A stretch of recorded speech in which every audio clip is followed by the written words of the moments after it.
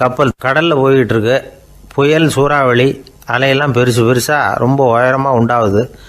கடுமையான காற்றிலேயும் வேகமான அலைகள்லேயும் சிக்கி அந்த கப்பல் தடுமாறுது. திசை மாறி போச்சு. எந்த பக்கம் போயிட்டு இருக்கிறோம்னே தெரியல. அந்த கப்பலை செலுத்திக்கிட்டு இருந்த மாலுமி ரொம்ப சாமர்த்தியமாக செயல்பட்டார். தன்னுடைய அறிவாற்றலையும் திறமையையும் முழுமையாக பயன்படுத்தினார். அந்த கப்பலை கட்டுப்படுத்தினார்.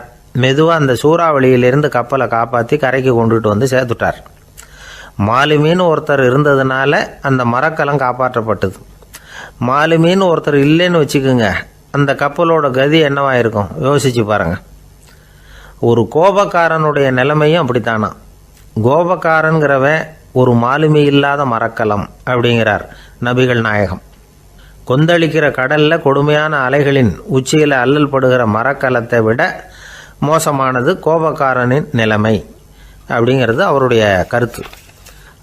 அது மாதிரி இதுன்னு சொல்லலை, அதை விட மோசம் இது அப்படிங்கிறார். ஏன் தெரியுமா? ஒரு கப்பல் கடலில் தடுமாறினா அதை சரிப்படுத்த மாலுமி இருக்கிறார். அவர் தன்னுடைய சாமர்த்தியத்தினால் அதை கட்டுப்படுத்தி சரியான வழிக்கு கொண்டுட்டு வந்துடுவார். ஆனால் கோபக்காரனுடைய நிலைமை அப்படி இல்லை அப்படிங்கிறார் நபிகள் நாயகம். மனித மனம் ஒரு மரக்கலம், அறிவு அதில் இருக்கிற மாலுமி. மாலுமி மரக்கலத்தை செலுத்துகிறான், அவனுக்கு கட்டுப்பட்டு அது ஓடுது. ஆனால் கோபக்காரனுங்கிற மனுஷங்கிட்ட அறிவுங்கிற மாலுமி சரியாக வேலை செய்ய மாட்டான். ஏன்னா கோபம் அந்த மாலுமியின் கண்களை அவிச்சிரும், காதுகளை கேட்காம பண்ணிவிடும். கண்ணையும் காதையும் மூடிவிட்டு கப்பலை ஓட்டுனா எப்படி ஓட்டுறது? அதனால் கோபக்காரன் மாலுமி இல்லாத மரக்கலம். இடி மின்னலில் மாட்டிக்கிட்டு கஷ்டப்படுற கப்பல் மாதிரி கஷ்டப்படுறான். பெரியவங்கள்லாம் என்ன சொல்கிறாங்க? உனக்கு கெடுதல் பண்ணவனுக்கும் நீ நன்மையை செய், எவருடைய விருப்பு வெறுப்பையும் பொருட்படுத்தாதே. பரம எதிரிக்கும் நீ நன்மை செய்ய ஆரம்பித்தா உன்னுடைய தூய நிலையை பார்த்துட்டு அவனும் உனக்கு நெருக்கமான நண்பனாக ஆயிடுவான். இதுதான் பெரியவங்க நமக்கு சொல்லியிருக்கிறது. புனித குரான் சொல்கிறது என்ன? தீமையை நன்மையை கொண்டே நீர் தடுத்து கொள்ளும் அப்படின்னு சொல்லப்பட்டிருக்கிறதுல. இன்னா செய்தாரை ஒருத்தல் அவர் நாண நன்னயம் செய்து விடல் அப்படிங்கிறார் திருவள்ளுவர். செல்வந்தர் ஒருத்தர்கிட்ட ஒரு சிறுவன் ஆடு மேய்ச்சிக்கிட்டு இருந்தானா. பெரியவர் அவனை கூப்பிட்டு, நீ நேராக போய் ஒரு ஆட்டில் உள்ள ரொம்ப நல்ல பகுதி எதுவோ அதை எடுத்துக்கிட்டு வா அப்படின்னாரான். இவன் போனான். ஒரு ஆட்டு உடம்புல இருந்த நாக்கு, இருதயம், இது ரெண்டையும் எடுத்துகிட்டு கொடுத்தானான். பெரியவர் வாங்கி பார்த்தார். அதுக்கப்புறம் இப்போ நீ போய் இன்னொரு ஆட்டில் இருக்கிற ரொம்ப கெட்ட பகுதி எதுவோ அதை எடுத்துகிட்டு வா அப்படின்னாரான். இவன் போய் எடுத்துகிட்டு வந்தான். அவன் கையில் இருந்தது மறுபடியும் அதே மாதிரி நாக்கு, இருதயம், இது ரெண்டும் தான்.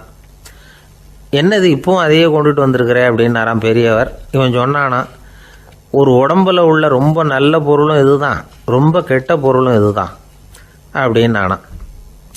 இளம் வயசில் இப்படி பதில் சொன்னவர் தான் பேரறிஞர் லுக்மானுல் ஹக்கீம் அவர்கள். கோபப்படாமல் இருந்தால் இது ரெண்டும் நல்லா வேலை செய்யும், கோபப்பட்டால் இது ரெண்டும் மோசமாக வேலை செய்யும். அதை புரிஞ்சுக்கிறதுக்காகத்தான் இன்றைக்கி இந்த தகவல். கோபம் வந்துட்டால் நாம் என்ன செய்கிறோங்கிறது நமக்கே தெரியாது. ஒருத்தர் டாக்டர்கிட்ட போனார் அவசரமாக. டாக்டர், எனக்கு இப்போ கடுமையான கோப வெறி, எனக்கு கண்ணு மண்ணு ஒன்றும் புரியல, உடனடியாக அதை கட்டுப்படுத்தணும், உடனே இதுக்கு ஏதாவது ஒரு மாத்திரை கொடுங்க ப்ளீஸ் அப்படின்னார். அந்த டாக்டரும் உடனே ஒரு மாத்திரையை கொடுத்து, இதை உடனே போடுங்க, நான் தண்ணி கொண்டுகிட்டு வரேன்னு உள்ளே போனார். தண்ணியோடு திரும்பி வந்தார். இவர் சொன்னார், டாக்டர், நீங்கள் கொடுத்த மாத்திரை ரொம்ப பெருசாக இருந்தது, இருந்தாலும் கஷ்டப்பட்டு முழுங்கிட்டேன்னார். டாக்டர் சந்தேகத்தோடு மேசையை பார்க்குறார். பார்த்தா மாத்திரை அங்கேயே இருக்குது, பேப்பர் வெயிட்டை காணலை. ரொம்ப பேருக்கு கூட்டத்தில் பேசுறதுன்னா பயம், நமக்கு ஒன்றும் தெரியாதுன்னு மற்றவங்க நினச்சிடக்கூடாதுங்கிற எண்ணம் தான் இதுக்கு காரணம். ரொம்ப முக்கியமான ஒரு கூட்டம்னா பயம் அதிகமாக இருக்கும்.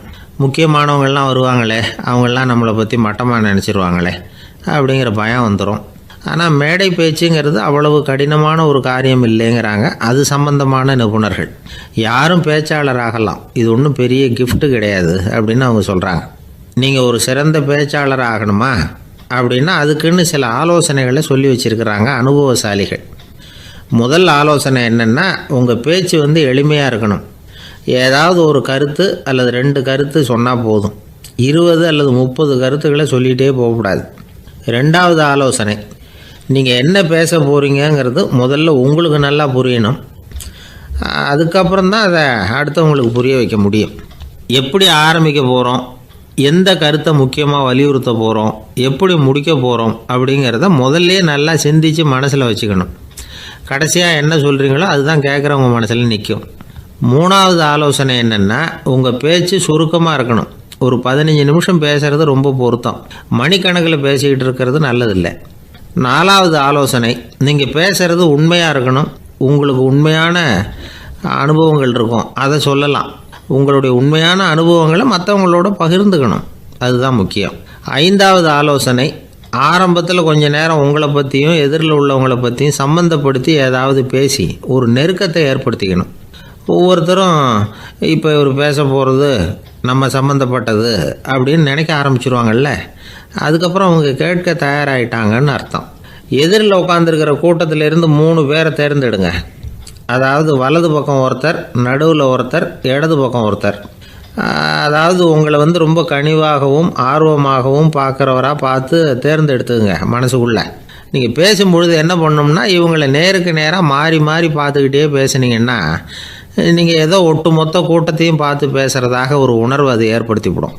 ஆறாவது ஆலோசனை என்னென்னா, சொற்பொழிவுன்னா நீங்கள் பேசணும், படிக்கக்கூடாது. எழுதி படிக்கிறது நல்லா இருக்காது. குறிப்புகள் வேணும்னா வச்சுக்கலாம். படிக்கிறது பேப்பர்லேருந்து வர்றது மாதிரி இருக்கும், பேசுகிறது இதயத்திலேருந்து வர்றது மாதிரி இருக்கும். அப்புறம் ஏழாவது ஆலோசனை சொல்கிறாங்க. அது என்னென்னா, மேடையில் ஏறி நின்ன உடனே இயல்பாக மூச்சை இழுத்து விட்டுங்க, இயல்பு நிலைக்கு வாங்க, அதுக்கப்புறம் இயல்பாக பேச ஆரம்பிக்கலாம் அப்படிங்கிறாங்க. இவ்வளவும் பேச்சு கலையில் வல்லுநர்களாக இருக்கிறவங்க சொல்லுகிற ஆலோசனைகள். இதையெல்லாம் கடைபிடிச்சா நமக்கும் அதுக்கும் வெகு தூரம்னு நினச்சிக்கிட்டு இருந்த ஒன்று இப்போ கிட்டத்தில் நெருங்கி வந்துடும். நாம் சொல்கிறபடியெல்லாம் அது கேட்கும். ஒரு பேச்சாளர், அவருக்கு சுருக்கமாகவே பேச தெரியாது. மேடையில் ஏற்றி விட்டுவிட்டா போதும், ஆரம்பிச்சிருவார், நிறுத்த மாட்டார், பேசிக்கிட்டே இருப்பார். ஒரு தடவை அவர் ஒரு கூட்டத்தில் ரொம்ப நேரம் பேசிக்கிட்டே இருக்கிறார். எதிரில் பொறுமை இழந்த ஒருத்தர் தன்னுடைய கை கடிகாரத்தை காட்டினார். அதை கவனித்த பேச்சாளர், மன்னிக்கணும், கை கடிகாரம் நான் கொண்டுகிட்டு வர மறந்துட்டேன், அதுதான் நேரம் போனதே தெரியல அப்படின்னு சொல்லியிருக்கிறார். இதுக்கு அவர் சொன்னாராம் கோபமாக, ஏய்யா கடிகாரத்தை தான் பார்க்க முடியல, மறந்துட்டேன், பக்கத்தில் மாட்டியிருக்கிற கேலண்டரையாவது பார்க்கக்கூடாதா அப்படின்னாராம். ஒரு ஊரில் ஒரு சித்தர் இருந்தார், சூஃபி சித்தர். அவர் ஞானம் பெற்ற ஒரு சித்தர். ஒரு நாள் அந்த நாட்டு மன்னன் அவரை பார்க்கறதுக்காக வந்தான். என்ன வேணும் உனக்குன்னு கேட்டார். நான் கடவுளை பார்க்கணும், அதுக்கு நீங்கள் தான் உதவி பண்ணணும் அப்படின்னா அவன். சித்தர் கொஞ்சம் யோசனை பண்ணார். சரி, போயிட்டு நாளைக்கு வாடினார். அதே மாதிரி மன்னன் போயிட்டு அடுத்த நாள் வந்தான். இங்கே நீ என்னோட ஒரு வாரம் தங்கியிருக்க வேண்டியிருக்கும்னார். சரின்னா ஒரு பிச்சை பாத்திரத்தை தூக்கி கையில் கொடுத்தார். அவனுக்கு ஒன்றும் புரியல, இருந்தாலும் வாங்கிட்டான். வாங்கிட்டு இதை என்ன செய்யணும் அப்படின்னு கேட்டான். இதை ஒன்றும் செய்ய வேணாம், இதை எடுத்துக்கிட்டு பக்கத்தில் உள்ள கிராமங்களுக்கு போ, வீடு வீடாக பிச்சை எடுத்துக்கிட்டு வா. அப்படி வந்த பிறகு தான் உனக்கு சாப்பாடும் ஓய்வும் கிடைக்கும். ஒரு வாரம் அப்படி செய், அதுக்கப்புறம் 8வது நாள் நாம் கடவுளை பற்றி யோசிக்கலாம் அப்படின்னார். இப்படி இவர் சொன்னதை கேட்டதும் அந்த அரசனுக்கு அதிர்ச்சி ஆயிட்டுது. ஒரு மாதிரி ஆயிட்டான்.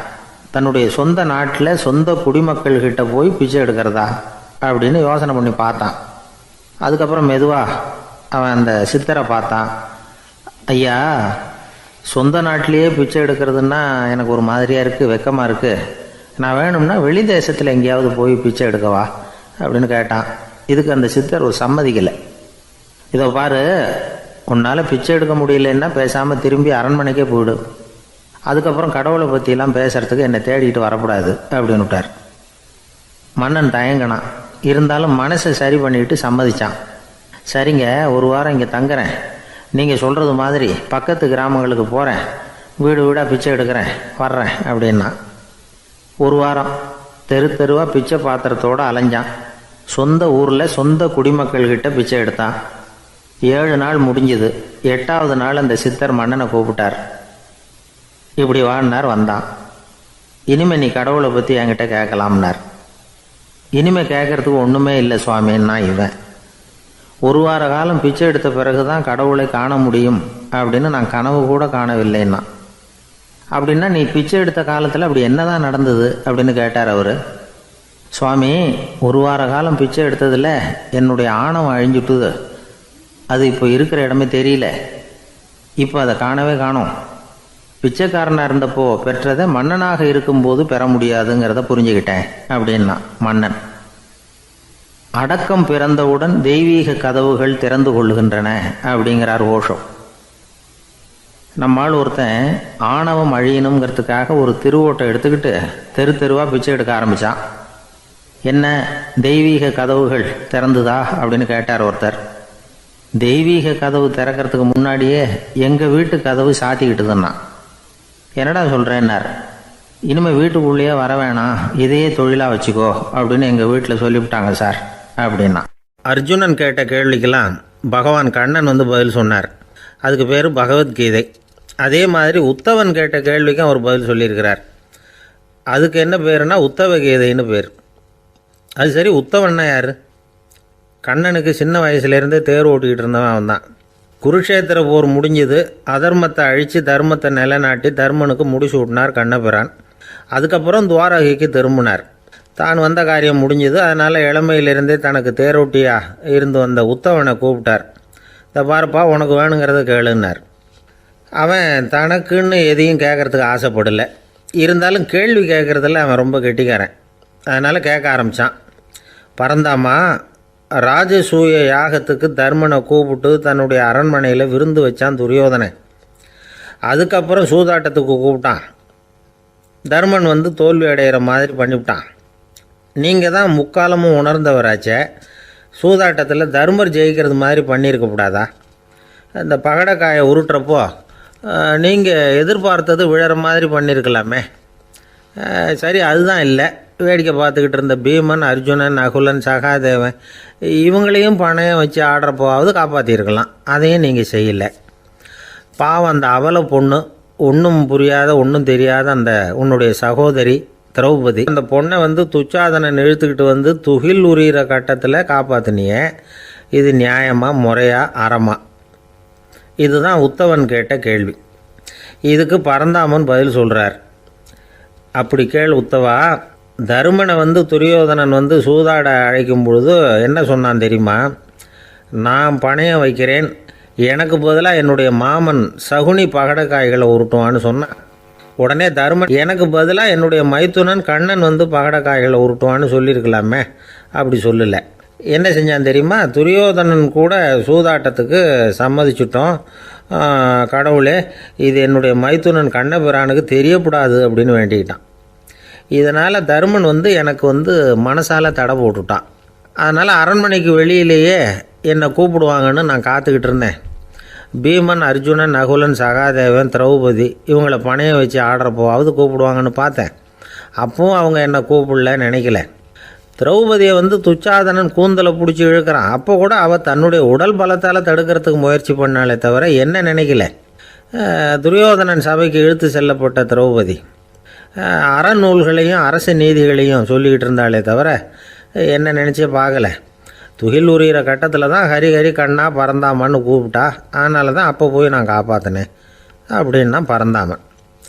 அப்படின்னா நீ அழைச்சாதான் போவியா, நீயா போக மாட்டியா அப்படின்னு கேட்குறான் உத்தவன். ஆமாம், நான் கூப்பிட்டா தான் போவேன். மனிதர்கள் செய்யக்கூடிய செயல்களையெல்லாம் அவங்கவுங்க போக்கிலேயே விட்டுட்டு வேடிக்கை பார்த்துக்கிட்டு இருப்பேன். நான் குறுக்கிட்டு ஒன்றுமே செய்ய மாட்டேன் அப்படின்னா பரந்தாமன். மனுஷன் தவறு பண்ணுனா திருத்த மாட்டியா, சும்மா பார்த்துக்கிட்டு தான் உட்காந்துருப்பியா அப்படின்னு கேட்குறான் உத்தவன். நான் மனுஷனுடைய உள்ளத்தில் இருக்கிறப்போ என் எதிரில் மனுஷன் தவறு பண்ண மாட்டான் அப்படின்னு ஆனால் கண்ணன். அதாவது யார் நினைக்கிறாங்களோ அவங்க உள்ளத்துலலாம் அவன் இருக்கிறான். அப்படி இருக்கிறப்போ தவறு செய்ய மனுஷன் அஞ்சுவான். இதுதான் உத்தவ கீதைங்கிறது. இந்த காலத்துலேயும் சில பேர் பகவான் மாதிரி அடுத்தவங்க கஷ்டப்படுறத வேடிக்கை பார்த்துக்கிட்டு இருக்கிறது உண்டு. அன்றைக்கி அப்படித்தான். நடுத்தெருவில் ஒரு திருடனை பிடிச்சி எல்லாரும் சேர்ந்து அடிச்சுக்கிட்டு இருக்கிறாங்க. ஒரு ஆள் மட்டும் தள்ளி நின்று அதை வேடிக்கை பார்த்துக்கிட்டு இருக்கான். பார்த்துக்கிட்டு சிரிச்சுக்கிட்டு இருக்கிறான். என்ன சார் இது, பாவம் அந்த ஆளை போட்டு அப்படி அடிக்கிறாங்களே அப்படின்னும். அடிக்கட்டும் சார், அவன் அடி வாங்க வேண்டிய ஆள் தான் அப்படின்னா அவன். ஏன் சார் அப்படி சொல்கிறீங்க அப்படின்னு கேட்டோம். பின்ன என்ன சார், நான் ஒருத்தர் பையில் இருந்த பர்ஸை எடுக்கிறதுக்கு முயற்சி பண்ணிக்கிட்டு இருந்தேன். அதுக்குள்ளே அவன் முந்திக்கிட்டு அப்யூஸ் பண்ணிவிட்டான். பர்ஸை அவன் எடுத்துட்டான். பார்க்கறதுன்னா எடுக்கிறது அவனா? என்ன சார் நியாயம் இது? நல்லா வாங்கட்டும் அப்படிங்கிறான். ஜெருசலேம் அங்கே உள்ள ஒரு தேவாலயம். அதில் உள்ள பலிபீடத்தின் முன்னாடி ஒரு பெட்டி உண்டு. அது காணிக்கை பெட்டி. ஆலயத்துக்கு வர்றவங்க பிரார்த்தனை பண்ணிவிட்டு திரும்பி போகிற சமயத்தில் அந்த பெட்டியில் காணிக்கை போடுவாங்க. அவங்களால எவ்வளவு முடியுமோ அவ்வளவு போடுறது வழக்கம். அவங்கவுங்க வசதிக்கு தகுந்த மாதிரி போடுவாங்க. வசதி உள்ளவங்களாக இருந்தாலும் சரி, வசதியே இல்லாத வறியவர்களாக இருந்தாலும் சரி, ஆலய காணிக்கை பெட்டியில் காசு போடுறது அவங்களுக்கு ரொம்ப பெருமையான ஒரு செயல். ஒரு சமயம் இயேசு தம்முடைய சீடர்களோடு அந்த ஆலயத்துக்கு வரார். அங்கே உட்காந்து ரொம்ப நேரம் வழிபாடு பண்ணிகிட்டு இருக்கிறார். சீடர்களும் அந்த ஜபத்தில் கலந்துக்கிட்டாங்க. வழிபாடு முடிஞ்சுது. இயேசு உட்காந்துருக்கிறார்.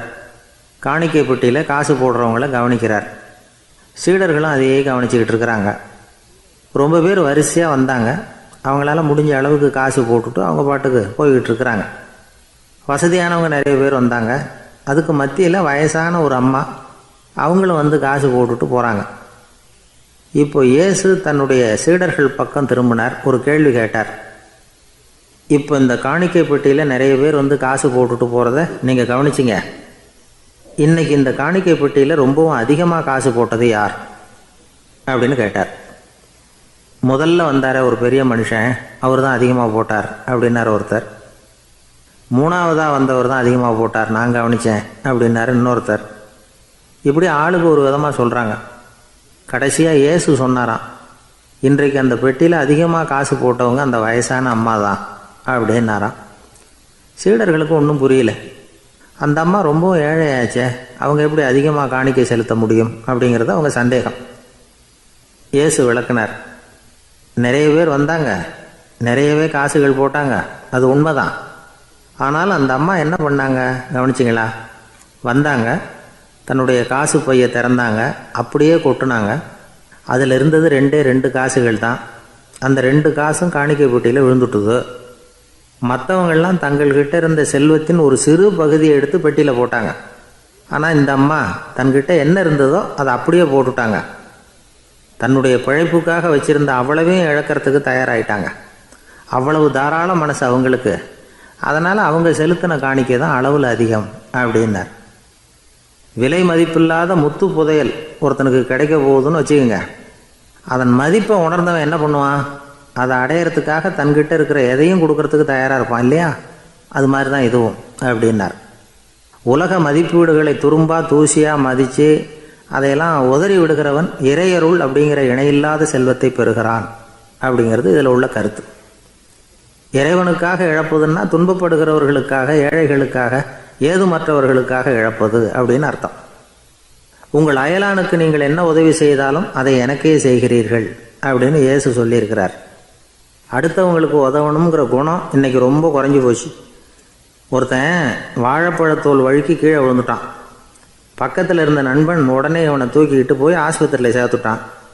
அதுக்கப்புறம் சொன்னான், நீ அந்த வாழைப்பழத்தோலில் காலை வைக்க போகிறத முன்னாடியே நான் கவனிச்சுட்டேன் அப்படின்னானா. அப்படின்னா அப்போவே நீ எனக்கு உதவி செஞ்சுருக்கலாமே அப்படின்னானா அவன். நான் டாக்டருக்கு உதவலாம்னு நினச்சிட்டேன் அப்படின்னா இவன். ஒரு வயசான அம்மா ஒரு நாள் ஃபோன் பண்ணாங்க. ஐயா, நான் இந்த தகவல் நிகழ்ச்சியை தினமும் கேட்குறேன், உங்ககிட்ட ஒரு கேள்வி கேட்கணும் அப்படின்னாங்க. என்னங்க அப்படின்னோம். எனக்கு சொந்தமாக ஒரு நல்ல வீடு இருக்குது, வேணுங்கிற அளவுக்கு பணமும் இருக்குது, கணவரும் ரொம்ப நல்லவர், ரிட்டையர் ஆகி வீட்டில் தான் இருக்கிறார், பிள்ளைங்கள்லாம் பெரிய பெரிய உத்தியோகத்தில் இருக்கிறாங்க, அதில் ஒருத்தன் ஐஏஎஸ்ஸு, பணம்லாம் கூட நிறைய கொண்டாந்து கொடுக்குறாங்க. அப்படி இருந்தும் என் மனசில் நிம்மதி இல்லை, வாழ்க்கையில் ஒரு நிறைவு இல்லை அப்படின்னாங்க. ஏன்னு கேட்டோம். அதைத்தான் நான் உங்களை கேட்குறேன், ஏன் அப்படி அப்படின்னு திருப்பி கேட்குறாங்க. எங்களுக்கு ஒன்றும் புரியல. கொஞ்ச நேரம் குழம்பி போயிட்டோம். இருந்தாலும் அதை அவங்கக்கிட்ட காட்டிக்காமல் கொஞ்சம் சாமர்த்தியமாக, ஏம்மா உங்கள் மனசில் நீங்கள் ஏதோ ஒன்று எதிர்பார்க்குறீங்க, அது நிறைவேறலை அப்படி தானே அப்படின்னு கேட்டோம். ஆமாம் அப்படின்னாங்க. அதுக்கப்புறம் அவங்கக்கிட்ட கொஞ்சம் மனம் விட்டு பேசுகிறப்போ தானாக விஷயம் வெளியில் வந்தது. அதாவது அவங்க பிள்ளைங்க பெரிய பெரிய உத்தியோகத்தில் இருக்கிறதுனால அவசரமாக பார்த்துட்டு ஓடுறாங்களாம். ஆசையாக அம்மான்னு கூப்பிட்டுக்கிட்டு கிட்ட உட்காந்து கொஞ்ச நேரமாவது என்கிட்ட பேசினா தானே என் மனசு கொஞ்சம் நிம்மதியாக இருக்கும். அது அவங்களுக்கு தெரிய மாட்டேங்குதே அப்படிங்கிறாங்க. இதுதான் அவங்களுடைய ஏக்கம். இந்த ஏக்கம் அந்த தாயின் மனசில் இருந்துக்கிட்டு இருக்குது. இப்படி மகனுடைய அன்புக்காக மட்டுமே ஏங்குற தாய்மார்கள் பல பேர் இருக்கிறாங்க இந்த உலகத்தில். இதை நினைக்கிறப்போ ஒரு வெளிநாட்டு நாடோடி கதை ஞாபகத்தில் வருது. அதாவது கடவுள் படைப்பு தொழிலில் ரொம்ப மும்முரமாக ஈடுபட்டுக்கிட்டு இருந்தாராம். மீன்களை படைச்சாராம், பறவைகளை படைச்சாராம், விலங்குகளை படைச்சாராம். அவருக்கு திருப்தி ஏற்படலை. அதுக்கப்புறம் மனிதர்களை படைச்சிருக்கிறார். அப்போவும் அவருக்கு மன நிறைவு ஏற்படலையாம். கடைசியாக தன்னுடைய சக்தி முழுசையும் பயன்படுத்தி குறையே இல்லாத அளவுக்கு ஒரு படைப்பை உருவாக்கினாராம். அந்த உன்னதமான ஒரு படைப்பு அதுதான் பெண், அதாவது தாய். இப்படி உருவாக்கி எல்லாரையும் இந்த உலகத்தில் விட்டுவிட்டாராம். அதுக்கப்புறம் கொஞ்ச காலம் கழித்து தன்னுடைய தேவியை அழைச்சிக்கிட்டு இந்த பூலோகத்துக்கு வந்திருக்கிறார். தன்னுடைய குறையில்லாத படைப்பாகிய பெண்ணை பார்த்தாராம். ஏம்மா, உனக்கு இன்னும் ஏதாவது குறை இருந்தால் சொல்லு, அதையும் நிவர்த்தி பண்ணி விடுறேன் அப்படின்னாராம். அந்த அம்மா பார்த்துருக்காங்க. சுவாமி, எனக்கு நீங்கள் கொடுத்துருக்கிறது 2 கை. என்னுடைய பிள்ளைகளுக்கு சேவை செய்கிறதுக்கு இந்த 2 கை பத்தலை. அதனால் இன்னும் ஒரு 2 கை கொடுத்தா தேவலை அப்படின்னாங்களாம். கடவுள் பார்த்தார். அதனால் என்ன, அப்படியே செஞ்சு விடலாம், இதோ அதுக்கான வரம் கொடுத்துட்டேன் அப்படின்னார். அந்த அம்மாவுக்கு இப்போ 4 கை ஆகிட்டுது. 4 கையாலேயும் குழந்தைகளுக்கு சேவை செய்ய ஆரம்பிச்சிட்டாங்க. கடவுள் திருப்தியாக திரும்பி போனார். அதுக்கப்புறம் கொஞ்ச காலம் கழித்து மறுபடியும் திரும்பி வந்தார் தேவியோட. பெண்ணை பார்த்தார். இப்போ என்னம்மா சந்தோஷந்தானே அப்படின்னாராம். அதுக்கு அந்த அம்மா, சந்தோஷந்தான், இருந்தாலும் இப்போ எனக்கு இருக்கிற 2 காலும் போதில்லை, இன்னும் ஒரு 2 கால் இருந்தால் தேவையில்லை, நிறைய ஓடி ஆடி பிள்ளைகளுக்காக வேலை செய்ய வேண்டியிருக்குது அப்படின்னாங்களாம். சரின்னு சொல்லி 4 கால் இருக்கிறது மாதிரி செஞ்சுட்டு போயிட்டார் கடவுள். மறுபடியும் கொஞ்ச நாள் கழித்து தேவி சொன்னாங்க கடவுள்கிட்ட, நீங்கள் என்ன தான் முயற்சி பண்ணினாலும் முழுமையான ஒரு படைப்பை உங்களால் உருவாக்க முடியாது, அப்படி தான் நான் நினைக்கிறேன் அப்படின்னாங்களாம். அப்படியா சொல்கிறேன், வா அந்த பொண்ணை பார்த்துட்டு வருவோம் அப்படின்னு புறப்பட்டு இங்கே வந்தாங்களாம். இங்கே பார்த்தா 4 கால் 4 கையோடு அந்த பொண்ணு ஒரு செவுத்தில் சாஞ்சி உட்காந்து அழுதுகிட்டு இருக்குது. இப்போ தேவி அந்த பொண்ணை சுட்டி காட்டி கடவுள்கிட்ட கேட்டாங்களாம், ஏங்க, நீங்கள் அந்த பொண்ணுக்கு கையை கொடுத்தீங்க, காலை கொடுத்தீங்க, சரி, அந்த கண்ணீரையும் எதுக்காக கொடுத்தீங்க அப்படின்னு கேட்டாங்களாம். அதுக்கு கடவுள் சொன்னாராம், கையை கொடுத்தது நான் தான், காலை கொடுத்தது நான் தான், ஆனால் அந்த கண்ணீரை கொடுத்தது நான் இல்லை, அதை கொடுத்தது அந்த அம்மாவோட பிள்ளைங்க அப்படின்னாராம். இன்றைக்கும் அப்படித்தான் பல பிள்ளைங்க அவங்க அம்மாவுக்கு கண்ணீரை தான் கொடுத்துக்கிட்டு இருக்கிறாங்க. அம்மாவை மதிக்கிற பிள்ளைங்க தான் இன்றைக்கி நல்லபடியாக இருக்கிறாங்கங்கிறது அவங்களுக்கு தெரியறதில்ல.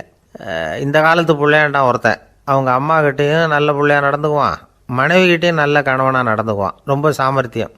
ஒரு நாள் அவங்ககிட்ட கேட்டாங்க, ஏன்பா உங்கள் அம்மாவும் உன் மனைவியும் சண்டை போட்டுக்கிட்டா நீ எந்த பக்கம் அப்படின்னாங்களாம்.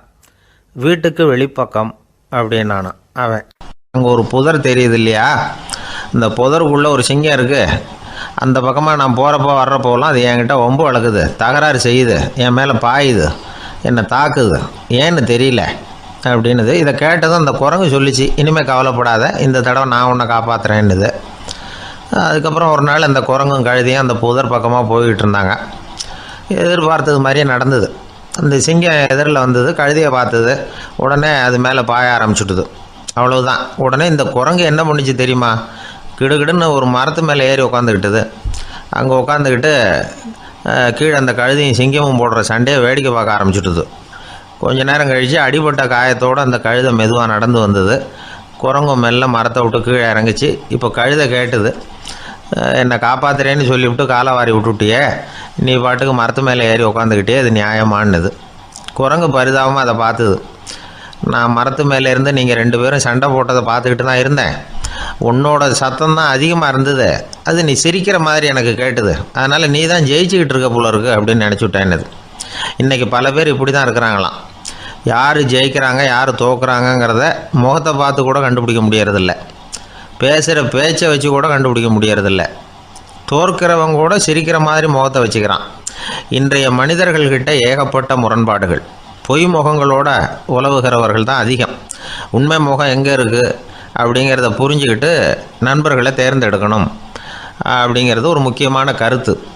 கடவுள் இந்த உலகத்தை படைச்சு விட்டு அதுக்கப்புறமும் கொஞ்ச நாள் இங்கேயே தங்கியிருந்தாராம். அப்போ தான் அவருக்கு ஒரு உண்மை புரிஞ்சுதான், இந்த உலகத்தில் தங்கி இருக்கிறது எவ்வளோ இடைஞ்சல்னு. தினமும் மனிதர்கள் தேடி வந்து ஏதாவது புகார் சொல்லிக்கிட்டே இருந்தாங்களாம். எனக்கு அது வேணும் இது வேணும்னு கேட்டுக்கிட்டே இருந்தாங்களாம். சில பேர் வந்தாங்க, நாங்கள் வந்து விவசாயம் பண்ணுறோம், தண்ணி இல்லாமல் பயிர் காயுது, எங்களுக்கு மழை வேணும் அப்படின்னாங்க.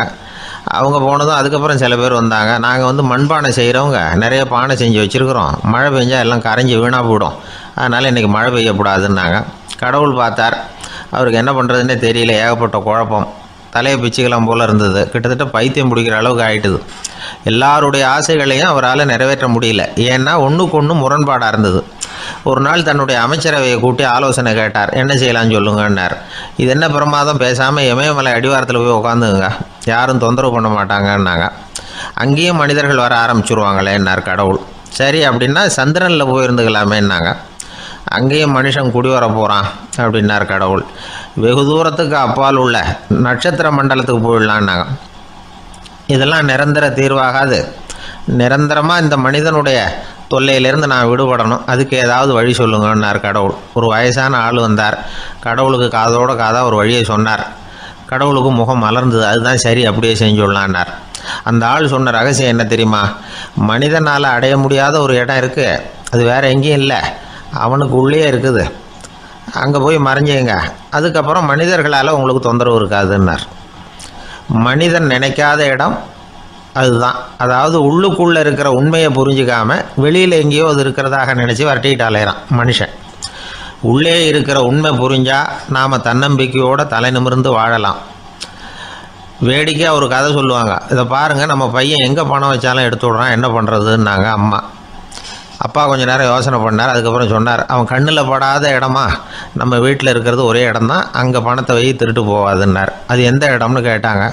அதுதான் அவன் பாட புஸ்தகம், அதில் வச்சிரு, அவன் தொடவே மாட்டான், பாட புத்தகத்தை தொடாமல் பரீட்சையில் வெற்றி பெற முடியாது அப்படிங்கிறத புரிஞ்சுக்கணும். உள்ளே இருக்கிற உண்மையை தொடாமல் வாழ்க்கையில் வெற்றி பெற முடியாது. அதனால் உண்மையை புரிஞ்சுக்கிட்டால் வாழ்க்கையில் வெற்றி நிச்சயம். சாலை ஓரமாக அழுதுகிட்டு உட்காந்துருந்தான். பிச்சை எடுத்து சாப்பிட்ற ஒருத்தன் அந்த பக்கமாக வந்தான். இவனை பார்த்தான். ஏன் அழுதுகிட்டு உட்காந்துருக்கிற, என்னாச்சு உனக்கு அப்படின்னு கேட்டான். அதுக்கு இவன் சொன்னான், என்கிட்ட ஒன்றுமே இல்லை, நான் இந்த உலகத்தில் இருந்து என்ன பிரயோஜனம், அதனால தான் அழுதுகிட்டு இருக்கிறேன் அப்படின்னா. உன்கிட்ட மறைஞ்சிருக்கிற புதையல் என் கண்ணுக்கு நல்லா தெரியுது, அது உனக்கு புரியல, அதனால தான் அழுதுகிட்டு இருக்கிற அப்படின்னா. என்னது, புதையல் இருக்குதா, உன் கண்ணுக்கு தெரியுதா அப்படின்னு கேட்டான். ஆமாம், எனக்கு தெரியுது, அந்த புதையலை நீ விற்கிறதுக்கு தயாராக இருக்கிறியா அப்படின்னு கேட்டான் இவன். இதை கேட்டதும் அந்த இளைஞனுக்கு ரொம்ப ஆச்சரியமாக போச்சு. என்னது இப்படி கேட்குறானே அப்படின்னு. என்கிட்ட ஒரு காசு கூட இல்லையே, அப்படி இருக்கிறப்போ புதையல் எங்கேருந்து வந்தது அப்படின்னா. இந்த நேரத்தில் அந்த பிச்சைக்காரன் சிரித்தான். இப்படி தான் இந்த உலகத்தில் எல்லோரும் சொல்லிகிட்டு இருக்கிறாங்க, என்கிட்ட ஒன்றுமே இல்லை ஒன்றுமே இல்லைன்னு சொல்லி. ஆனால் அவங்கக்கிட்ட தான் புதையல் இருக்குது, நீ வேணும்னா என் கூட வா, நம்ம நாட்டு அரசர்கிட்ட போவோம், உங்ககிட்ட இருக்கிற புதையலை அவர் நல்ல விலைக்கு எடுத்துக்குவார் அப்படின்னா. அது எப்படி உனக்கு தெரியும்னா, இதுக்கு முன்னாடியும் இது மாதிரி பல பேரை நான் வந்து ராஜா கிட்ட அழைச்சிட்டு போயிருக்கிறேன், அதனால தான் உன்னை பார்த்தேன், உன்னையும் கூப்பிட்றேன், நீ சரின்னு சொன்னால் உன்னை அழைச்சிட்டு போகிறேன், உங்ககிட்ட இருக்கிற புதையலை அவர் நல்ல விலை கொடுத்து எடுத்துக்குவார் அப்படின்னு சொன்னான். இவன் இப்படி சொல்கிறது அந்த இளைஞனுக்கு ஒன்றுமே புரியல. இது என்னது, இந்த ஆள் இப்படி சொல்லிகிட்டு இருக்கிறான், நம்மக்கிட்ட என்ன இருக்குது, அதுவும் இல்லாமல் இவனே பிச்சை எடுத்து சாப்பிட்டுக்கிட்டு இருக்கிறான், இவன் போய் நம்மளை ராஜா கிட்ட அழைச்சிட்டு போகிறதா போகிறேங்கிறானே என்ன அப்படின்னு சொல்லி அவன் யோசனை பண்ணான். என்ன யோசிக்கிற, உனக்கு பணம் வேணும்னா என்னோட வா அப்படின்னா. இளைஞன் ஒரு முடிவுக்கு வந்தான். சரி, இங்கேயே உட்காந்துக்கிட்டு இருக்கிறத விட அங்கேயாவது போய் பார்ப்போமே, இங்கே அழுதுட்டு உட்காந்துருக்கிறதுல என்ன பிரயோஜனம், ஏதோ கூப்பிட்றான் போய் பார்த்துட்டு வருவோமே அப்படின்னு சொல்லி அவன் கூட புறப்பட்டான். பிச்சைக்காரன் முன்னாடி போயிட்டே இருக்கிறான், இந்த இளைஞன் பின்னாடி நடந்து போயிட்டுருக்கான். ரெண்டு பேரும் அரண்மனையை நோக்கி போகிறாங்க. பாதி வழி போயிருப்பாங்க. வழியில் அந்த பிச்சைக்காரன் சொன்னான், இதை பாரு, முன்னாடியே சில விஷயங்களை நாம் பேசிக்க வேண்டியிருக்கு, சரியாக தெளிவாக முடிவு எடுத்துக்கிட்டு அதுக்கப்புறம் ராஜாக்கிட்ட போகணும். ஏன்னா அங்கே போய் அது முடியாது இது முடியாதுன்னு நாம் நமக்குள்ளே சண்டை போட்டுக்கிட்டு இருக்க முடியாது. ராஜாவுக்கு விலையை பற்றி கவலையே இல்லை. எவ்வளவு சொன்னாலும் நமக்கு பணம் கிடச்சிரும். ஆனால் அதுக்கப்புறம் நான் இதை விற்கிறதுக்கு தயாராக இல்லைன்னு சொல்லிடக்கூடாது. அதனால் புதையலை விற்கிறதா இல்லையாங்கிறத இங்கேயே தெளிவாக முடிவு செஞ்சுக்கணும். இல்லைன்னா ராஜா கிட்ட போய் அங்கே போய் குழப்பிக்கிட்டு இருக்க முடியாது அப்படின்னு சொன்னான். இளைஞனுக்கு ஒன்றுமே புரியல. என்ன சொல்கிற நீ, என்கிட்டயா புதையலா, எங்கே இருக்குது அப்படின்னு சொல்லி குழம்பி போனான். இப்போ அந்த பிச்சைக்காரன் சொன்னான், இதை பாரு, இப்போ உதாரணத்துக்கு உன்னுடைய கண்களை எடுத்துக்கோ. அதுக்கு நீ என்ன விலை கேட்டுற போகிற? நான் அதுக்கு ராஜா கிட்டே இருந்து ஒரு 50,000 ரூபா வாங்கி தர முடியும். உன்னுடைய இருதயத்தை கொடுக்குறியா, 20 லட்சம் ரூபா வாங்கி தரேன். மூளையை கொடுக்குறியா, 30 லட்சம் வாங்கி தரேன். என்ன சொல்கிற அப்படின்னு சொல்லி இந்த பிச்சைக்காரன் பேசிக்கிட்டே போகிறான். இளைஞனுக்கு கோபம் வந்துட்டுது. என்ன உளர்ற, உனக்கு என்ன பைத்தியமா? கண்ணையும் மூளையையும் இருதயத்தையுமா விற்பாங்க? என்ன விலை கொடுத்தாலும் அதையெல்லாம் நான் விற்கிறதுக்கு தயாராக இல்லை, நான் விற்க மாட்டேன். அதை கொடுத்துட்டு நான் என்ன பண்ணுறது? இப்படி நான் மட்டும் இல்லை, யாருமே இதை விற்கிறதுக்கு தயாராக இருக்க மாட்டாங்க அப்படின்னு சொன்னான் அந்த இளைஞன். இவன் இப்படி சொன்னதும் அந்த பிச்சைக்காரன் வாய் விட்டு சிரிக்க ஆரம்பிச்சுட்டான். இப்போ பைத்தியமானது நானா நீயா? லட்சக்கணக்கான கோடிக்கணக்கான ரூபாய் பொறுமானம் உள்ள பொருள்களை உங்ககிட்டயே வச்சுக்கிட்டு விற்க முடியாதுன்னு சொல்கிற நீ தான் ஏழை. என்கிட்ட ஒன்றுமே இல்லைன்னு மரத்தடியில் உட்காந்து அழுதுகிட்டு இருக்கிறியே அப்படின்னு சொன்னான். இன்றைக்கி பார்த்திங்கன்னா பல பேர் தன்கிட்ட புதைஞ்சிருக்கிற ஆற்றலை புரிஞ்சிக்க முடியாமல் அவதிப்பட்டுக்கிட்டு இருக்கிறாங்க. நம்மக்கிட்ட என்ன இருக்குங்கிறது அவங்களுக்கு தெரியறதில்ல. அதனால தான் என்கிட்ட ஒன்றுமே இல்லைன்னு சொல்லி அழுதுகிட்டு இருக்கிறாங்க. இதை விளங்க வைக்கிறதுக்கு பெரியவங்க சொல்கிற கதை இது. நம்மக்கிட்ட இருக்கிற புதையலை நாம் தான் தோண்டி எடுக்கணும். உண்மையான புதையலுங்கிறது உள்ளே இருக்குது. ஆனால் அதை வெளியில் தேடுற ஆசாமிகள் தான் அதிகம். சராசரி மனித இயல்பு அப்படி. நம்மக்கிட்ட விலை மதிக்க முடியாத பகுத்தறிவு இருக்குது. அதை வச்சுக்கிட்டு வாழ்க்கையில் முன்னேறத்துக்கு முயற்சி பண்ணணும். என்கிட்ட ஒன்றுமே இல்லைன்னு நினச்சி ஓரமாக உட்காந்துடக்கூடாது. முயற்சி செஞ்சால் முடியாத காரியம் எதுவுமே இல்லை. ஒரு ரயில்வே ஸ்டேஷன் பக்கம் வெளியில் ஒரு டாக்ஸி நின்றுட்டு இருந்தது. அந்த பக்கமாக வந்த ஒருத்தர் டாக்ஸி டிரைவரை பார்த்து சொன்னார், ஐயா, உங்கள் வண்டியில் பின் சீட்டில் ஒரு மணி பர்ஸு கிடக்கு, யாரோ மறந்து விட்டுட்டு போயிருக்கிறாங்க அப்படின்னார். இல்லை அது காலி பர்ஸு தான், நான் தான் அதை அங்கே போட்டு வச்சுருக்கிறேன்னார் டிரைவர். ஏன்னு கேட்டார் அவர். இதுக்கு டிரைவர் சொன்னார், அதை பார்க்குற யாராவது அதை எடுத்துக்கலாம்ங்கிற ஆசையிலையாவது சவாரிக்கு வருவாங்க, அதுக்காக தான் போட்டு வச்சுருக்கிறேன் அப்படின்னார். ஒரு ராஜா ஊரெல்லாம் சுற்றி பார்த்துட்டு வரலாம்னு ஒரு நாள் புறப்பட்டு போனார். ஒரு இடத்துல தறி நெசவு வேலை ரொம்ப மும்முரமாக நடந்துக்கிட்டு இருந்தது. ஒரு பெரியவர் தறியால் நெசவு வேலை செஞ்சுக்கிட்டு இருந்தார். பக்கத்தில் ஒரு அழகான பொண்ணு உட்காந்து நூலை சுற்றிக்கிட்டு இருக்குது. ராஜா அந்த பெரியவரை பார்த்து யார் இந்த பொண்ணுன்னு விசாரித்தார். ராஜா அப்படி கேட்டதும் அவருக்கு ரொம்ப பெருமையாக போயிட்டுது. ஏன்னா உட்காந்துருந்தது அவரோட மகள். அரசே, இது என்னுடைய மகள். இவ வேகமாக நூல் திரிக்கக்கூடியவள். வைக்கோல் எடுத்து இவ திரிச்சா கூட அது எல்லாம் பவுனிழையாக வெளியில் வரும் அப்படின்னு ஒரு ராசி இவளுக்கு அப்படின்னு ரொம்ப பெருமையாக ராஜா கிட்ட சொன்னார். ராஜா இதை கேட்டதும் அசந்துட்டார். அப்படியா, இவ்வளவு அழகும் சாமர்த்தியமும் உள்ள இந்த பொண்ணு என்னோட வரட்டுமே, இவளை என் மருமகளை ஆக்கிக்கிறேன் அப்படின்னார் ராஜா. அந்த பெரியவருக்கு ஒன்றும் புரியல. ஏதோ கொஞ்சம் பெருமையாக சொல்ல போக அது இப்படி ஆயிட்டுதே அப்படின்னு கவலைப்பட்டார். இருந்தாலும் ராஜா பேச்ச தட்ட முடியுமா, மகளை அனுப்பி வச்சுட்டார். ராஜா அந்த பொண்ணை அரண்மனைக்கு அழைச்சிட்டு வந்தார். அங்கே ஒரு அறையில் வச்சு பூட்டி விட்டார். அந்த ரூமு நிறைய வைக்கோலை கொண்டாந்து போட்டு அடைச்சாங்க. 3 ராட்டைகள் வேற வச்சுருந்தாங்க. நாளைக்கு பொழுது விடியறதுக்குள்ளே நீ இந்த வைக்கோலையெல்லாம் தங்க இழைகளாக மாற்றி காட்டணும். நாளைக்கு காலம்பரம் நான் இந்த அறை கதவை திறப்பேன். உன் தகப்பன் சொன்னது மாதிரி எல்லாம் தங்கமாக மாறி இருக்கணும், இல்லைன்னா நீ உயிர் தப்ப முடியாது அப்படின்னு உத்தரவு போட்டார். பாவம் அந்த பொண்ணு என்ன பண்ணும், பகல் பூரா அழுதுகிட்டே உட்காந்துருக்குது. ராத்திரி பூராவும் தூக்கம் வரல. மறுநாள் அதிகாலை நேரத்தில் யாரோ கதவை தட்டுற சத்தம் கேட்டுது. பயந்துக்கிட்டே கதவை திறக்கிறா. திறந்து பார்த்தா வெளியில் 3 அவலட்சணமான பெண்கள். ஒருத்திக்கு கால் அகலமாக முறை மாதிரி இருக்குது, இன்னொருத்திக்கு கட்டை விரல் கரண்டி மாதிரி பெருசாக இருக்குது, 3வது பொண்ணுக்கு உதடு தடித்து ரப்பர் மாதிரி தொங்கிக்கிட்டு இருக்கு. யார் நீங்கள், உங்களுக்கு என்ன வேணும் அப்படின்னு கேட்குது இந்த பொண்ணு. நாங்கள் உங்களுக்கு உதவி செய்கிறதுக்கு தான் வந்திருக்கிறோம் அப்படின்னு சொல்லி உள்ளே வந்தாங்க. உட்காந்தாங்க. கொஞ்ச நேரத்துக்குள்ளே உள்ளே இருந்த வைக்கோலையெல்லாம் தங்க இழைகளாக மாற்றி கொடுத்துட்டு போயிட்டாங்க. காலையில் ராஜா வந்தார், பார்த்தார். ஆகா பேஷுன்னார்.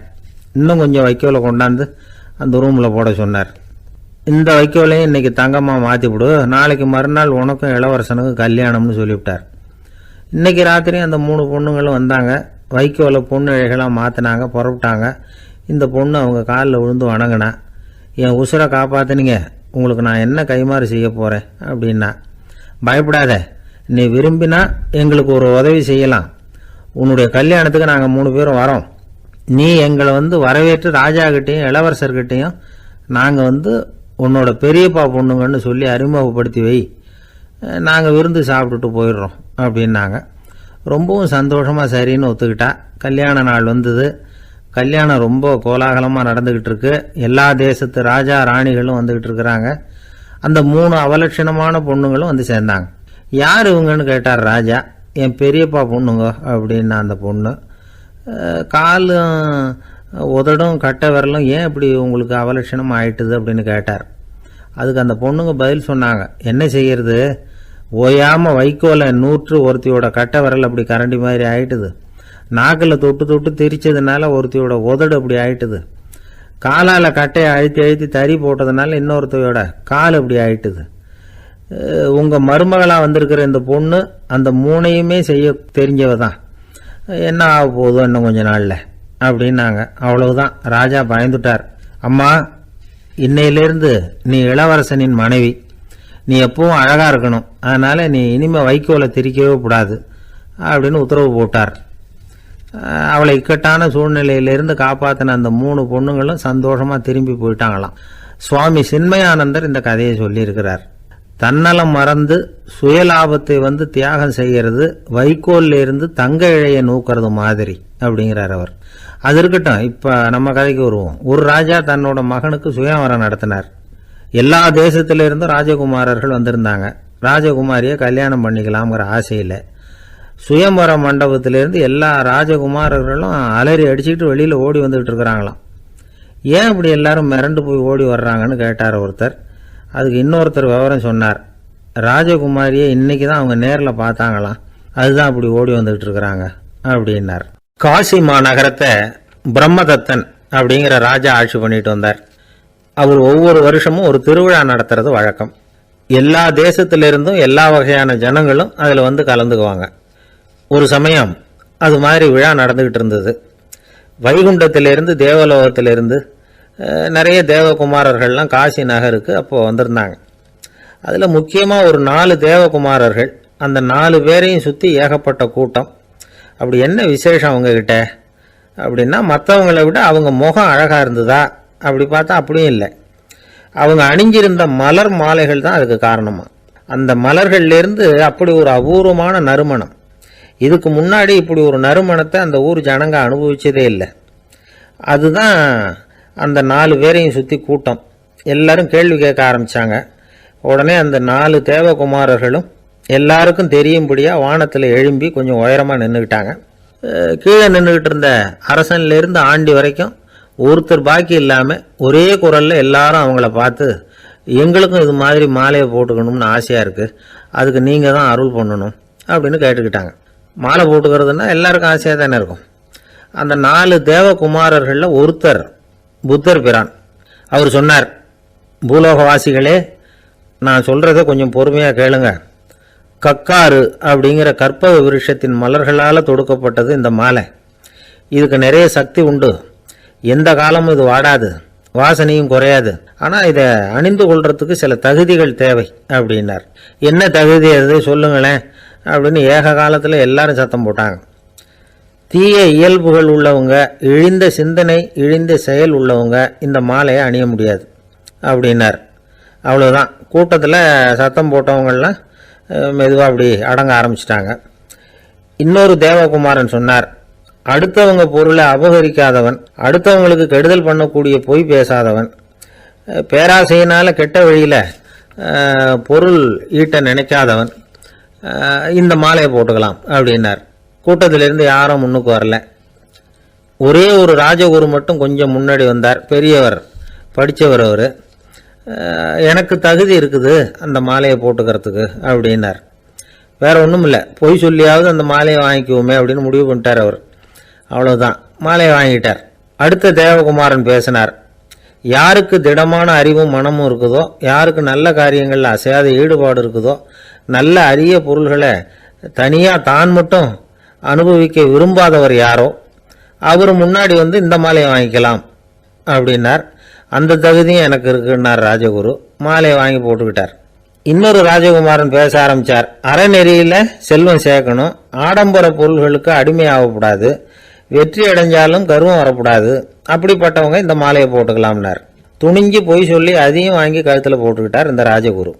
இன்னொரு ராஜகுமாரன் சொன்னார், சான்றோர்களை நிந்திக்காதவங்க, புறம் பேசாதவங்க இந்த மாலையை போட்டுக்கலாம்னார். அதையும் வாங்கி போட்டுக்கிட்டார். திருவிழா முடிஞ்சுது, எல்லாரும் திரும்பி போயிட்டாங்க. மறுநாள் ராஜகுரு 4 மாலைகளையும் போட்டுக்கிட்டு ராஜசபைக்கு வரார். வந்தவர் ரொம்ப அவஸ்தையோடு வர்றார். மாலையெல்லாம் வாடி போயிட்டுது, வாசனை எதுவும் கிடையாது. அது மட்டும் இல்லை, அவருக்கு கடுமையான தலைவலி வேற வந்துட்டுது. துடிச்சு போயிட்டார். மாலையை கழட்டவும் முடியல. ஜனங்கள்லாம் அவரை பார்த்து சிரிக்க ஆரம்பிச்சிட்டாங்க.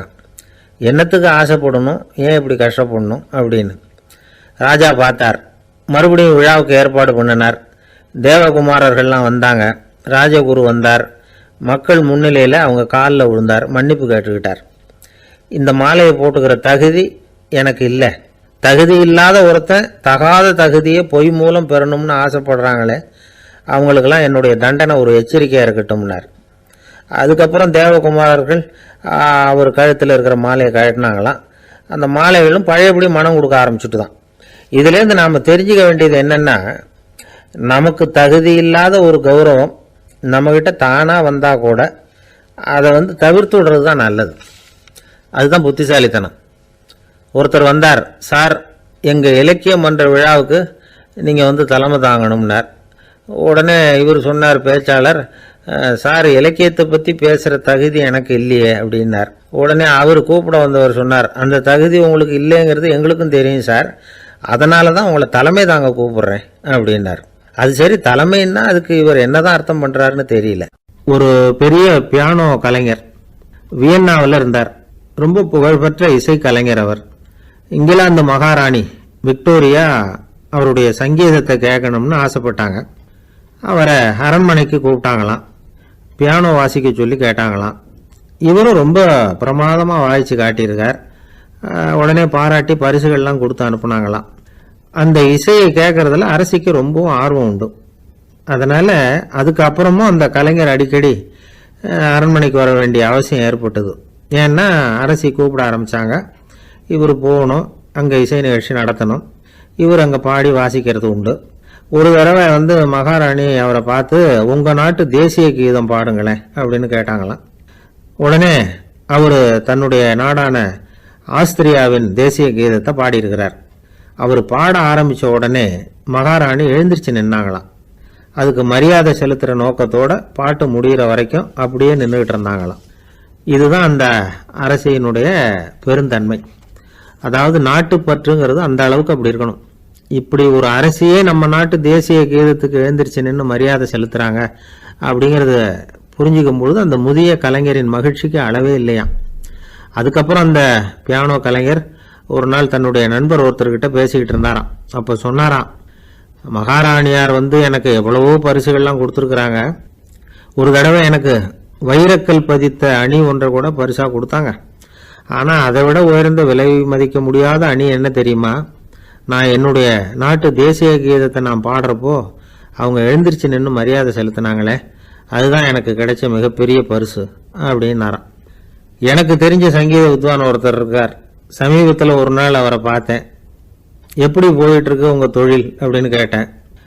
ரொம்பவும் வித்தியாசமாக போயிட்டுருக்குங்க அப்படின்னார். என்ன சொல்கிறீங்க அப்படின்னேன். முன்னாடியெல்லாம் நான் பாடினா எதிரில் இருக்கிறவங்க தான் எழுந்திரிச்சு போயிட்டு இருந்தாங்க. இப்போ எப்படின்னா நான் பாட ஆரம்பிச்சுட்டா உடனே பக்கவாத்தியக்காரனே எழுந்திரிச்சு போயிடுறான் அப்படின்னார் ரொம்ப வேதனையோட. என்னை விட யோகியம் இந்த உலகத்தில் வேற யாரும் இல்லை சார் அப்படின்னார் ஒருத்தர். அவரை விட அயோக்கியன் வேற யாரும் இருக்க முடியாதுங்கிற முடிவுக்கு கேட்டவங்க வந்துட்டாங்களாம். மனுஷனுக்கு இருக்கிற ஒரு மிகப்பெரிய குறையே தன்கிட்ட இருக்கிற குறை அவனுக்கு தெரியாமல் போகிறது தான். ஆனால் அடுத்தவங்ககிட்ட இருக்கிற குறை இவனுக்கு தெளிவாக தெரிஞ்சிடும். ஒரு ஒட்டகம் ஒரு கொக்கை பார்த்து ஒரு கேள்வி கேட்டுதான். என்ன கேள்வி தெரியுமா? உன் கழுத்து ஏன் இப்படி வளைஞ்சி போயிருக்குது அப்படின்னு கேட்டிருக்கு. இதுக்கு உடம்பே வளைச்சல். இது போய் கொக்கை கிண்டல் பண்ணுது. இன்னைக்கு மனித சுபாவமும் கிட்டத்தட்ட இப்படித்தான் இருக்குது. இந்த உலகத்தில் குறையில்லாத மனிதர்கள் யாரும் கிடையாது, நாம் உள்பட அப்படிங்கிறத முதல்ல நாம் நல்லா புரிஞ்சுக்கணும். ஒரு ஊரில் ஒரு விற்பனை நிலையம் இருந்தது. செல்ல பிராணிகளை விற்பனை செய்கிற நிலையம் அது. நாய், கிளி, பூனை இப்படி நிறைய வச்சு விற்பனை பண்ணிகிட்டு இருக்கிறாங்க. நாய்க்குட்டி விற்பனை செய்கிற பகுதியில் ஒரு சிறுவன் நின்றுக்கிட்டு இருந்தான். விற்பனை செய்கிற ஆளுகிட்ட விலை கேட்டுக்கிட்டு இருந்தான். அதுவும் இருக்குதே, அந்த நாய்க்குட்டி என்ன விலை அப்படின்னு கேட்டானா. 1000 ரூபா அப்படின்னாரான். சரி, அது வேணாம், இது என்ன விலைன்னு இருக்கான். 500 ரூபா அப்படின்னாரான். இந்த சின்ன பையன் கையில் வச்சுருந்தது வெறும் 50 ரூபா தான்.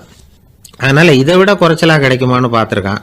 அந்த கடையில் ஒரு மூலையில் சரியாக கவனிக்கப்படாமல் ஒரு நாய்க்குட்டி படுத்து கிடந்தது. பாவமாக கத்திக்கிட்டு இருந்தது. அதை பார்த்ததுமே இவனுக்கு அது ரொம்ப பிடிச்சி போச்சு. உடனே அந்த கடைக்காரரை பார்த்து, அதுவும் அந்த மூலையில் படுத்து கிடக்குதே அந்த நாய்க்குட்டி என்ன விலை அப்படின்னு கேட்டிருக்கான். தம்பி, அது ஒரு கால் ஊனம், அதனால் அது உன்னோட குதித்து விளையாடவோ ஓடுறதோ அதால் முடியாத காரியம் அப்படின்ட்டுருக்கார் அவர். அது தெரிஞ்சுதாங்க கேட்குறேன், அதோட விலை என்ன அதை மட்டும் சொல்லுங்களேன் அப்படின்ட்டுருக்கான். தம்பி, இது கால் ஊனம் உள்ள ஒரு நாய். இதை போய் காசு கொடுத்து வாங்கிறதுக்கு யாராவது பிரியப்படுவாங்களா? இதை நான் உனக்கு இலவசமாகவே தர்றேன், எடுத்துகிட்டு போ அப்படின்னாரான்.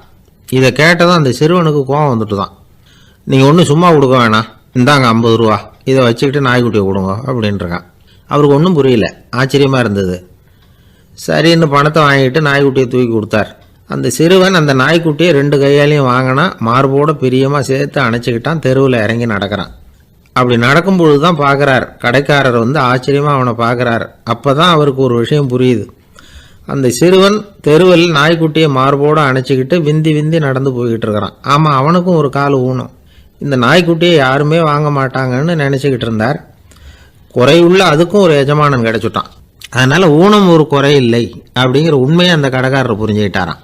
நம்மால் ஒருத்தர் கொஞ்சம் வயசானவர், எழுந்திரிச்சு சரியாக நடக்க முடியாது, சாய்வு நாற்காலியிலேயே எப்பவும் உட்காந்துருப்பார். அவர் தனக்கு துணையாக ஒரு நாயை பக்கத்தில் வச்சுருந்தார். அதுவும் ரொம்ப வயசான ஒரு நாய், எழுந்திரிக்கவே சிரமப்படும், நடக்கவும் முடியாது. அவர் பக்கத்துலேயே இதுவும் சோர்ந்து போய் படுத்து கிடக்கும். அந்த பெரியவரை பார்க்க வந்த ஒருத்தர் கேட்டார், ஏங்க, ஒரு சின்ன பையனை உங்களுக்கு துணையாக வச்சுக்கப்படாதா? இந்த நாயை உங்களுக்கு பாதுகாப்பாக வச்சுருக்கிறீங்களே, உங்களுக்கு ஒரு ஆபத்துன்னா இது எப்படி உங்களுக்கு உதவ முடியும் அப்படின்னார். அப்போ அவர் சொன்னாராம், எனக்கு ஒரு ஆபத்துன்னா அந்த சமயத்தில் இந்த நாய் என்னை தனியாக விட்டுட்டு ஓடி போயிடாமல் இருக்கணும்ல, அதுக்காகத்தான் இதை நான் வச்சுருக்கிறேன் அப்படின்னாராம். ஒரு தடவை நாரதர் ஒரு தெரு வழியாக போய்கிட்டு இருந்தார். வழியில் ஒருத்தர் வேத சாஸ்திரம்லாம் படிச்சுக்கிட்டு உட்காந்துருந்தார். அவர் நாரதரை பார்த்து, எங்கே போயிட்டுருக்குறீங்கன்னு கேட்டார். கடவுளை பார்த்துட்டு வரலாம்னு போயிட்டுருக்கிறேன் அப்படின்னார் நாரதர். அப்படின்னா அவர்கிட்ட, எனக்கு எப்போ முக்தி கிடைக்கும்னு கேட்டுட்டு வாங்களேன் அப்படின்னார் இவர். சரி, கேட்டு வரேன் அப்படின்னு சொல்லிவிட்டு நாரதர் நடந்தார். கொஞ்சம் தூரத்தில் ஒரு மரத்தடியில் ஒரு தொழிலாளி செருப்பு தைச்சிக்கிட்டு உட்காந்துருந்தார். அந்த ஆளும் அதே மாதிரி கேட்டுக்கிட்டார், எனக்கு எப்போ முக்தி கிடைக்கும்னு கடவுள்கிட்ட கேட்டுக்கிட்டு வாங்களேன்னார். அவர்கிட்டையும் சரின்னு சொல்லிவிட்டு நாரதர் நேராக வைகுண்டத்துக்கு சேர்ந்தார். கடவுளை பார்த்தார். இவங்க 2 பேரும் சொல்லி அனுப்பின விஷயத்தை பற்றி கேட்டார். அதுக்கு கடவுள் சொன்னார், அந்த செருப்பு தைக்கிற தொழிலாளி உடல் நீத்ததும் உடனே என்னை அடைவான். ஆனால் அந்த சாஸ்திரம் படித்த ஆள் இப்போதைக்கு என்கிட்ட சேரமாட்டான். அவன் இன்னமும் பல பிறவிகள் எடுத்து அங்கேயே இருக்க வேண்டி இருக்குது. எப்போ இங்கே சேருவான்னு எனக்கே தெரியாது அப்படின்னார். நாரதருக்கு இதோட ரகசியம் என்னங்கிறது புரியல. எனக்கு ஒன்றும் புரியலையேன்னாரான் கடவுள்கிட்ட. சீக்கிரம் புரிஞ்சுக்குவேன், நீ திரும்பி போகிறப்போ நான் இங்கே வைகுண்டத்தில் என்ன செஞ்சுக்கிட்டு இருக்கேன்னு கேட்டால், ஒரு ஊசியின் துவாரத்தில் ஒரு யானையை கோத்துக்கிட்டு இருக்கிறேன்னு அவங்கக்கிட்ட சொல்லு அப்படின்னார் கடவுள் சிரிச்சுக்கிட்டே. நாரதர் பூமிக்கு திரும்பினார். கடவுளை பார்த்தீங்களா, எப்படி இருக்கார் அப்படின்னு விசாரித்தார். வேத சாஸ்திரம் படித்தவர். ஓ பகவானா, அவர் யானையை ஊசியின் காதில் நுழைச்சிக்கிட்டு இருக்கிறார் பார்த்தேன்னார் நாரதர். ஊசி காதில் யானையா? அது எப்படி முடியும்? நீங்கள் சொல்கிறத நான் நம்ப மாட்டேன்னு விட்டார் அவர். சரி, இந்த ஆளுக்கு இறைவன் பேரில் நம்பிக்கை இல்லை அப்படிங்கிறத நாரதர் புரிஞ்சுக்கிட்டார். அடுத்தபடியாக அந்த தொழிலாளி இருந்த இடத்துக்கு போனார். இறைவனை பார்த்தீங்களான்னு கேட்டார் அவர். பார்த்தேன், ஒரு ஊசி துவாரத்தில் யானையை கோத்துக்கிட்டு இருந்தார் அப்படின்னு சொல்லிவிட்டு நாரதர் அந்த ஆள் முகத்தை கவனித்தார். அந்த தொழிலாளி இதை கேட்டுட்டு கொஞ்சம் கூட ஆச்சரியப்படலை. அவரால் முடியாத காரியம் கூட உண்டானார். என்ன இப்படி சொல்கிற, ஊசியின் துவாரத்தில் யானையை கோக்க முடியும்னு நீ நம்புறியா அப்படின்னு கேட்டார் நாரதர். நிச்சயமாக நம்புகிறேன்னார் அவர். அது எப்படி அப்படின்னு கேட்டார் இவர். இதோ பாருங்கள், நான் இந்த ஆலமரத்தடியில் தான் தினமும் உட்காந்துருக்கிறேன். தினமும் இந்த மரத்திலிருந்து எவ்வளவோ பழம் கீழே விழுது. இந்த பழத்தில் இருக்கிற ஒவ்வொரு விதையிலேயும் உள்ள ஒரு ஆலமரம் இருக்குது. ஒரு சின்ன விதைக்குள்ள ஒரு பெரிய ஆலமரம் இருக்க முடியுங்கிறப்ப ஊசி துவாரத்தில் கடவுள் வந்து யானையை நுழைய வச்சாருங்கிறத ஒத்துக்கிறதுல என்ன கஷ்டம் இருக்குது அப்படின்னு ரொம்ப சர்வசாதாரணமாக பதில் சொன்னாராம் அந்த தொழிலாளி.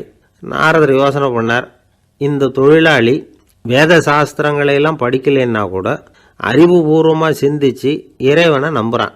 அதனால தான் கடவுள் இந்த ஆளுக்கு சீக்கிரம் முக்தி கிடைக்கும்னு சொன்னார் அப்படிங்கிறத புரிஞ்சுக்கிட்டாராம். இந்த கதையில் வர்ற கடவுள், நாரதர், வைகுண்டம் இதெல்லாம் ஒரு பக்கம் இருக்கட்டும், ஒரு சின்ன விதைக்குள்ள ஒரு பெரிய ஆலமரம் தூங்கிக்கிட்டு இருக்கு அப்படிங்கிற உண்மை, அந்தரத்தில் 1000 கிரகங்கள் சுற்றிக்கிட்டு இருக்குங்கிற உண்மை, இதெல்லாம் வந்து நாம் பார்த்துக்கிட்டு தானே இருக்கிறோம். இந்த உண்மைகள் வந்து அதிசயமாக நமக்கு தெரியறதுனால அதை வந்து நம்பாமல் இருந்துட முடியாது. இயற்கையை பரிபூர்ணமாக நம்புங்கள், அந்த நம்பிக்கையே நம்ம வாழ்க்கைக்கு ஆதாரம் அப்படிங்கிறத விளக்கறதுக்காக தான் இந்த கதை. இந்த காலத்தில் நம்ம பிள்ளைங்களுக்கெல்லாம் இது மாதிரி நம்பிக்கை அதிகமாகவே இருக்குது. ஒரு நாள் ஒரு சின்ன பையன்கிட்ட கேட்டேன், ஏன்பா கடவுள் வந்து ஒரு பானைக்குள்ளே ஒரு யானையை நுழைய வச்சுட்டாருன்னு சொன்னால் அதை நீ நம்புவியா அப்படின்னு கேட்டோம். நம்புவேன் சார், அது ஒன்றும் பெரிய அதிசயம் இல்லைன்னா. எப்படிறான்னு கேட்டோம். எப்படின்னா அந்த பானை வந்து அந்த யானையை விட பெருசாக இருந்திருக்கும், அவ்வளவுதான் அப்படின்னு சொல்கிறான். ஒரு தீக்குச்சி தீப்பெட்டியை பார்த்து கேட்டுதான், நாம் 2 பேரும் தானே உரசிக்கிறோம், ஆனால் நான் மட்டும் தீ பிடிச்சி எரிஞ்சு போகிறேன், நீ அப்படியே இருக்கிறியே அப்படின்னு தான். அதுக்கு தீப்பெட்டி சொல்லியிருக்குது, உனக்கு தலையில் கணம் இருக்குது அதனால் அழிஞ்சு போகிற அப்படின்னு தான். எப்படி இருக்கு பாருங்கள் இந்த பதில். தலையில் கணம் உள்ளவங்க யாருமே சரியாக இருக்க முடியாது. எவ்வளவு பெரியவங்களாக இருந்தாலும் சரி,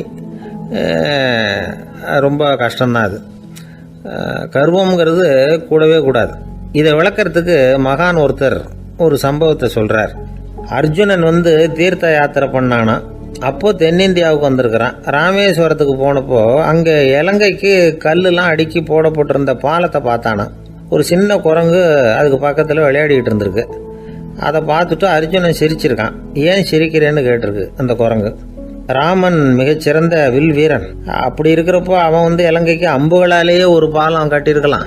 அதை விட்டுட்டு போயும் உன்ன மாதிரி குரங்குகளை துணையாக வச்சுக்கிட்டு இப்படி ஒரு கருங்கல் பாலத்தை கட்டியிருக்கிறானே அப்படின்னு நானா. அம்புகளால் பாலம் கட்ட முடியுமா அப்படின்னு கேட்டுதான் குரங்கு. ஏன் முடியாது, என்னால் முடியுமேன்னு இருக்கான் அர்ஜுனன். அம்பால் பாலம் கட்டலாம், இருந்தாலும் என்ன மாதிரி குரங்குகள் ஏறி நடந்தா அது தாங்குமா? அதனால தான் ராமர் வந்து கருங்கல் பாலமே கட்டினார் அப்படின்றது குரங்கு சொல்லிச்சான். அப்படியே சொல்கிற, நான் வேணும்னா இப்போ அம்புகளாலேயே ஒரு பாலத்தை கட்டுறேன், நீ அது மேலே ஏறி நடந்து பார். பாலம் விழுந்துட்டுதுன்னா நான் தீ மூட்டி அதில் குதித்து உயிர் தியாகம் பண்ணி விடுறேன் அப்படின்னு நான் ரொம்ப கோபமாக. உடனே அந்த சின்ன குரங்கு பெரிய உருவம் எடுத்துட்டு தான் கையில் கதையோடு அர்ஜுனன் முன்னாடி நிற்கிறான் அனுமன். பார்த்தா, என்னுடைய தலைவர் ராமரையா இழிவாக பேசுகிற, நீ இப்போ பாலம் கட்டு, நான் என்னுடைய பலத்தை காட்டுறேன் அப்படின்னு அனுமன். அர்ஜுனன் வந்து தன்னுடைய காண்டிபத்தை எடுக்கிறான், சரமாரியாக அம்புகளை விடுறான். அதெல்லாம் ஒன்றோட ஒன்று கோத்துக்கிட்டு அப்படியே பாலம் மாதிரி நிற்கிது. அர்ஜுனன் தலை நிமிர்ந்து நின்னான். அனுமன் வந்து உயர கிளம்பி அங்கேருந்து பாலத்தில் வந்து பொத்துன்னு இறங்கினான். பாலம் அப்படியே நொறுங்கி போச்சு தூள் தூளாக. என்ன அர்ஜுனா, இப்போ என்ன செய்ய போகிற அப்படின்னு நான் ஏளனமா. அர்ஜுனன் தலையை தொங்க போட்டுக்கிட்டான். சொன்னபடி தீ மூட்டி அதில் குதிக்கிறதுக்காக 3 தடவை சுற்றி வந்தான். அப்போது கிருஷ்ணர் அங்கே வந்தார். என்ன அர்ஜுனா, என்ன நடக்குது, என்ன இது அப்படின்னு ஒன்றும் தெரியாத மாதிரி கேட்டார். அர்ஜுனன் வாயை திறக்கிறதுக்கு முன்னாடி அனுமன் வாயை திறந்தான், நடந்ததை சொன்னான். அர்ஜுனன் சவால் விட்டபடி உயிர் திறந்தே ஆகணும்னா அனுமன். கிருஷ்ணர் யோசனை பண்ணார், நல்லது, இந்த சவால் விட்டதுக்கும் நடந்ததுக்கும் யார் சாட்சி? பெரியவர் ஒருத்தரை சாட்சியாக வச்சுக்கிட்டல்லவா நீங்கள் இந்த போட்டியை நடத்தியிருக்கணும் அப்படின்னார். அதனால் என்ன, இப்போ மறுபடியும் அந்த போட்டியை நடத்தி விட்டா போச்சு, என்னால் அந்த அம்பு பாலத்தை நொறுக்க முடியாதா அப்படின்னு அனுமன். சரி, இப்போ மறுபடியும் அது நடக்கட்டும்னார் கிருஷ்ணர். அர்ஜுனன் அம்பு பாலம் அமைச்சான். அனுமன் ஏறி குதிச்சான். பாலம் அசைஞ்சு கொடுக்கவே இல்லை, அவ்வளோ உறுதியாக இருக்குது. இப்போ அனுமன் தலையை குனிஞ்சுக்கிட்டான். அர்ஜுனன் நன்றியோடு நிமிர்ந்து பார்த்தான். கிருஷ்ணருடைய தோள்கள்லேயும் முதுகள்லேயும் ரத்தம்.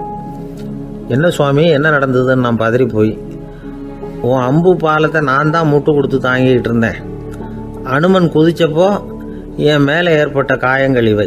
பின்ன உன்னுடைய அம்பு பாலத்தினாலேயா பாலம் நின்றுதுன்னு நினைக்கிற அப்படின்னாரான். முதல்ல வந்து அர்ஜுனன், அப்புறம் அனுமன் 2 பேருக்குமே கர்வ பங்கம் ஆயிட்டு தான். அதாவது அவங்கக்கிட்ட இருந்த கர்வம் போயிட்டுது. யாராக இருந்தாலும் கர்வம் கூடாதுங்கிறத இதிலேருந்து நாம் புரிஞ்சுக்கணும்.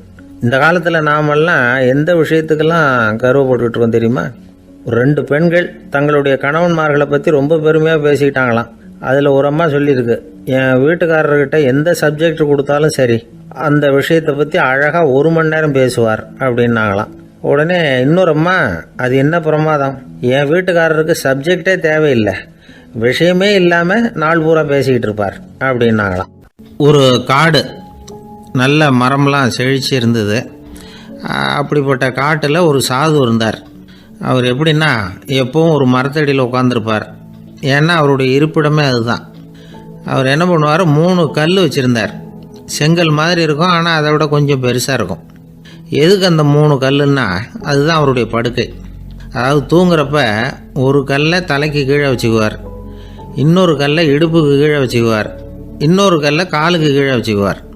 உடம்பை வந்து அப்படியே ஒரு தகட்டால் மூடிக்குவார், அப்படியே தூங்கி போடுவார். மழை பெய்யுதுன்னு வச்சுங்க, அவர் உடம்பு வந்து 3 கல் மேலே இருக்குதா, அதனால் தண்ணி வந்து அடியில் ஓடி போடும், உடம்பு நனையாது. மேலே தகடு இருக்கிறதுனால மழையும் உடம்புல படாது. அவர் தூக்கமும் கிடாது, நிம்மதியாக தூங்குவார். பகலில் அந்த 3 கல்லையும் ஒரு சேர ஒரு அடுப்பு மாதிரி வச்சு அது மேலே உட்காந்துக்குவார். அதனால் பாம்பு பூச்சி எதுவும் அவரை வந்து தொந்தரவு பண்ணுறதில்ல, அது பாட்டுக்கு நடந்து போயிடும். அவர் பாட்டுக்கு நிம்மதியாக இருப்பார். யாராவது எதையாவது கொண்டுகிட்டு வந்து கொடுத்தா அதை வாங்கி சாப்பிடுவார், அவ்வளவுதான். ஒரு நாள் அந்த நாட்டு அரசன் காட்டுக்கு வேட்டையாட வந்தான். அந்த வழியாக வந்தப்போ இந்த சாது படுத்துருக்கிறத பார்த்தான், பரிதாபப்பட்டான்.